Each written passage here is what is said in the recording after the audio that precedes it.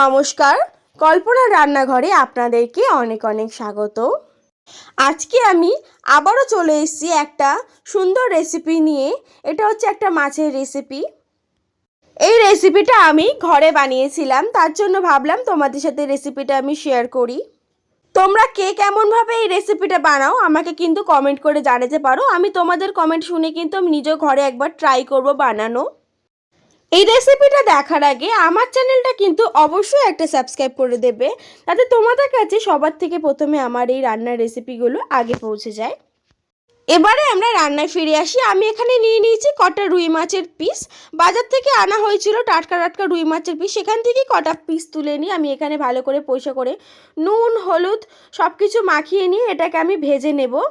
সকাল সকাল বাজারে গেলে একটু ফ্রেশ মাছ, একটু ফ্রেশ শাকসবজি বেশি ভালো পাওয়া যায়। ওর জন্য আমি সকালে বাজারে যাওয়াটা একটু বেশি প্রেফার করি।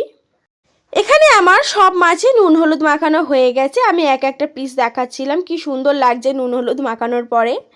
এই রান্নাটা আমি যেহেতু সর্ষের তেলে করব তাই দিয়ে দিয়েছি এখানে সর্ষের তেল। সর্ষের তেলটা গরম হয়ে এলে একে একে আমি মাছগুলো দিয়ে ভেজে নেব। বেশি ডিপ ফ্রাই করব না, জাস্ট হালকা একটুখানি লাল করে নেব। দেখো আমার হালকা হালকা লাল হয়েছে বলে আমার এক পিঠ ভাজা হয়ে গেছে। উল্টো পিঠ ভাজার জন্য আমি এখানে উল্টিয়ে নিয়েছি। এবার আমি মাছগুলো তুলে নেব।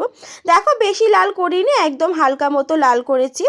এবার ওই তেলের মধ্যে আমি এখানে দিয়ে দিয়েছি ফুলকপি। ফুলকপিগুলো একটুখানি বড় বড় সাইজে রেখেছিলাম, ওই ফুলকপিগুলো আমি এখানে দিয়ে দিয়েছি। ফুলকপিগুলো প্রথমে একটু ভেজে নেব হালকা করে, তারপরে আমি এখানে দিয়ে দেবো হচ্ছে আলুগুলো। আলুটা দেওয়ার পরে আমি এখানে দুটোই একসাথে ভালো করে একটুখানি লাল লাল করে ভাজা ভাজা মতো করে নেব। দেখো ভাজা ভাজা মতো লাল লাল হয়ে গেছে, তখন আমি এগুলোকে তুলে নেব। দিয়ে ওই কড়ার মধ্যে আবারও তেল দেব, সর্ষের তেল দেওয়ার পরে ওই তেলের মধ্যে আমি এখানে দিয়ে দিয়েছি হচ্ছে পেঁয়াজ কুচি দিয়ে পেঁয়াজটা একটুখানি লাল করে ভেজে নেব। ভেজে নেওয়ার পরে ওর মধ্যে আমি এখানে দিয়ে দেবো হচ্ছে রসুন বাটা দেওয়ার পর আমি এখানে একটু ভালো করে এটাকে নেড়ে চেড়ে নিয়ে এটাকে যাতে রসুনের গন্ধটা না থাকে, তারপরে আমি এখানে দিয়ে দিয়েছিলাম হচ্ছে 1 চামচ মতো আদা বাটা।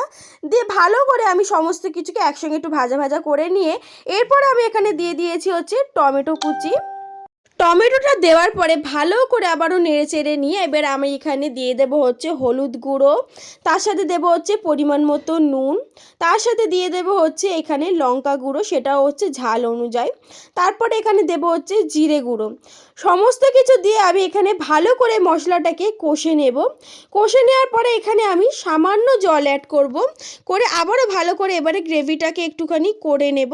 করে নেওয়ার পরে এখানে আমি ভেজে রাখা ফুলকপি আলু সমস্ত কিছু আমি এখানে দিয়ে দেব। দিয়ে ভালো করে মশলাটাকে এর সাথে কষে নেব, যাতে এই মশলাগুলো ফুলকপি আলু সব কিছুর মধ্যেই ভালোভাবে ঢুকে যায়। সেইভাবে আমি এখানে ভালো করে মশলার সাথে এটাকে নেড়ে নেব। নেড়ে নেওয়ার পরে এখানে আমি একটুখানি জল দিয়ে দেবো। এবারে জলটা দিয়ে আমি এখানে কতটা ঝোল রাখবো সেই অনুযায়ী আমি এখানে কিন্তু জল দিয়েছি। তোমরাও যে অনুযায়ী ঝোলটা রাখবে সেই অনুযায়ী কিন্তু জলটা দিয়ে নেবে।